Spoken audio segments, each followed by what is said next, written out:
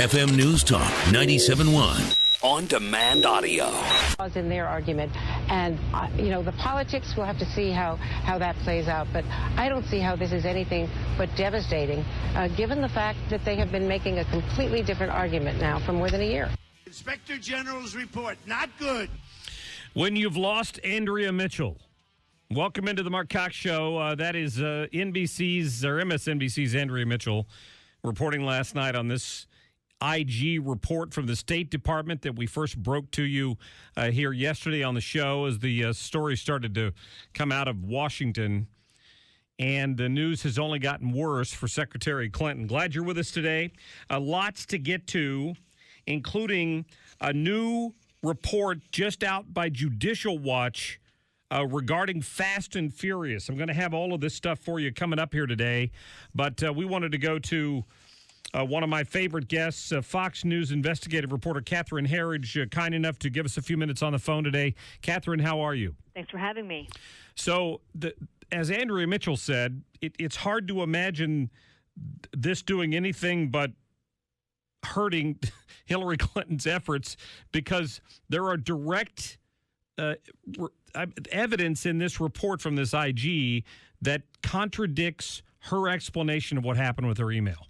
I don't want to sort of issue an opinion, but what I will do is lay out the clear conflicts between what is in the State Department report that was done by a government investigator who is independent, and I would note in this case was appointed under the Obama administration, and what Mrs. Clinton has said publicly. I'll take them one at a time. Sure. Thank you. On the first, Mrs. Clinton has said, I'll talk to anyone. I will cooperate with anyone. But what the report concludes is that Mrs. Clinton and her most senior aides refused interviews with the government investigators. And in fact, under something called the 1978 Inspector General's Act, there really was a requirement to help. And that goes right up to the top official in the department, in this case, the Secretary of State. They are not exempt. Okay, the second point. Mrs. Clinton said that she used the personal email account for convenience and that it was allowed by the State Department and that she didn't want to carry two devices. But what the report found is that Mrs. Clinton was very determined to control her government emails, and that appears on its face to be a violation of the Federal Records Act. And in one email exchange with her aide, Huma Abedin, Mrs. Clinton clearly says that she didn't want any risk of her personal communications being accessible to anyone, and this is why she did not want a statedepartment.gov account. And as a final point, if I could here, she says that her use of email was fully above board and it was approved by the State Department. But what the report found is that she never asked for permission. She went ahead and used the system. And if she had asked for approval, it would have been denied in this case. So it was never approved. Well, yeah, I also there was pressure, Catherine, correct me if I'm wrong, put on some of these employees at the State Department in the IT area to not even broach the subject. Well, the report certainly suggests that there was, lack of a better word, a culture of intimidation, and that one did not question the actions of Secretary Clinton. It documents a case about a year into her tenure, so this is 2010. Two staffers in the IT department went to their boss and said they were concerned about her use of personal email, and they also had concerns about how secure it was, and they were told never to talk about Mrs. Clinton's email ever again. It was a settled matter. And their boss said that it had been approved by the lawyers at the State Department, but when the Inspector General went to this individual and said, I need to talk to you about this approval and who told you that it was approved and who in the legal department approved it, that government employee lawyered up and would not cooperate with the investigation either. We're talking with Catherine Herridge from Fox News. As someone who's looked into the FBI ongoing investigation, is it likely that any of this is breaking news to the FBI, or do you think this is helps their investigation in any way? Well, I think it helps in the court of public opinion to convey to people that the investigations are very serious matters. We've been reporting on this for well over a year and have been kind of lonely. Yes. But I really feel that this report vindicates a lot of our work because it is a very serious matter.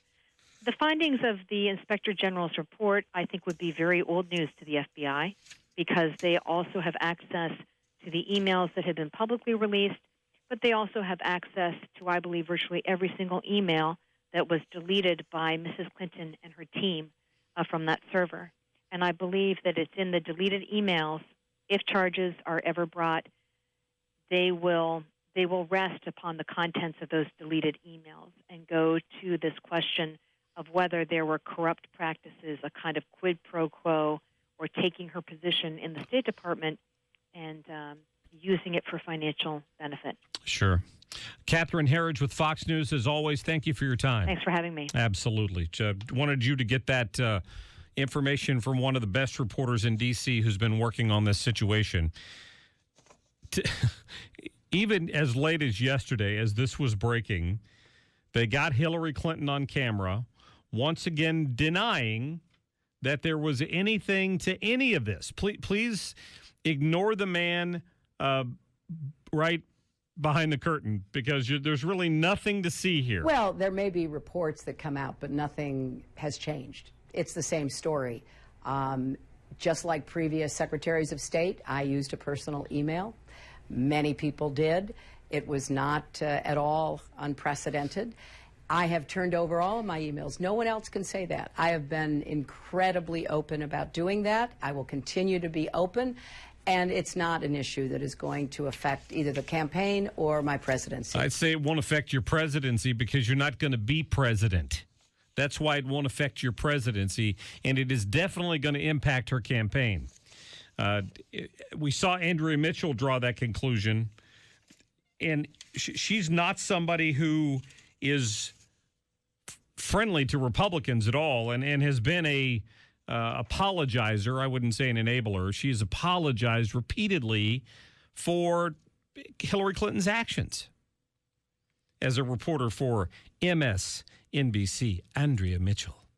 Let's go to cut number 6 with Andrea Mitchell. The State Department report, Matt, undercuts key arguments that Hillary Clinton has been making for more than a year, even as she's trying to persuade voters that she is not untrustworthy. Dana Bash from CNN also reporting on this situation. Cut number 10. She appears to have been doing things that were not, maybe she thought she was above the rules, or she's different from the way everybody else should be. Bill Press, journalist, talking about this State Department report as well. This is a real problem for Hillary Clinton. It's not going to go away. It's going to drag out at least through November. And we have to wonder why we see this all the time. People who are so smart do things that are so dumb. And yet, you have to laugh. And yet, Hillary Clinton's spokesperson, who she trotted out yesterday in front of the cameras after this was all released, basically mimicked his boss and said, please move along. There's nothing to see here. Do you, Brian Fallon, believe that the amount of coverage to this is disproportionate to the infraction? Is this being blown out of proportion by the press? Of course. Yes, definitely. Why, yes. Even the State Department admitted nobody had a full and complete understanding of her email practices, and they can't definitively say that her email server was never successfully hacked. There were attempts at hacking it. They admit that.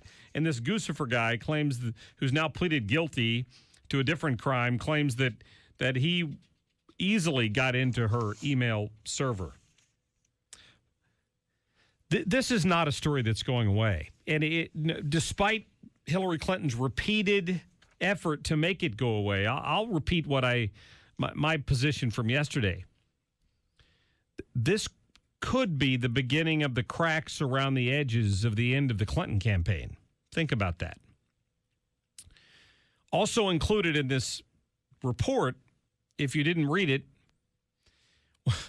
was a report that on 2 different occasions, her email server at home went down and they had to get it repaired.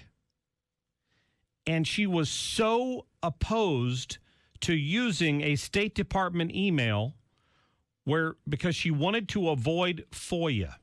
She wanted to avoid Freedom of Information Act requests, which journalists can request for any non-classified material that is provided by a government or information between government officials, right?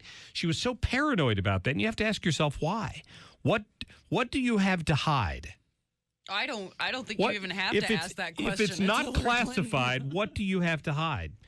So in the instances where her email server crashed, she flat out refused to even temporarily use a State Department BlackBerry.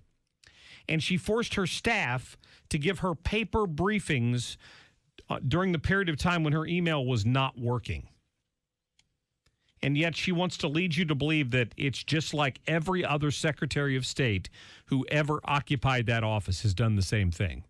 And it wasn't true. They didn't mention Condoleezza Rice. They did say Colin Powell had used outside email, but not for State Department business, which is the key difference. And there was one former Undersecretary of State who had used email for private purposes, but still had an email account with the State Department.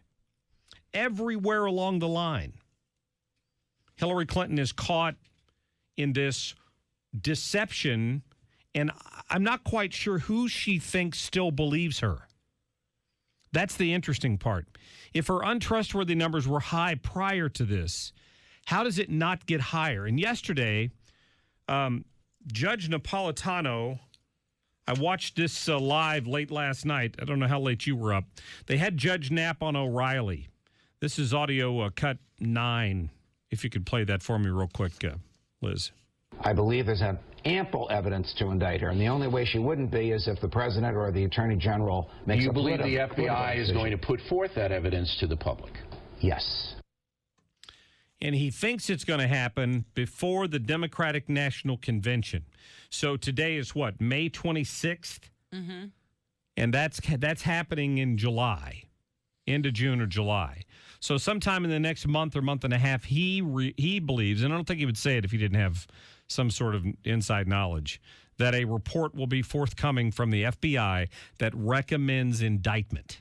And like he just said, it'll lay in the hands of the Attorney General and Barack Obama. Those two will control that information.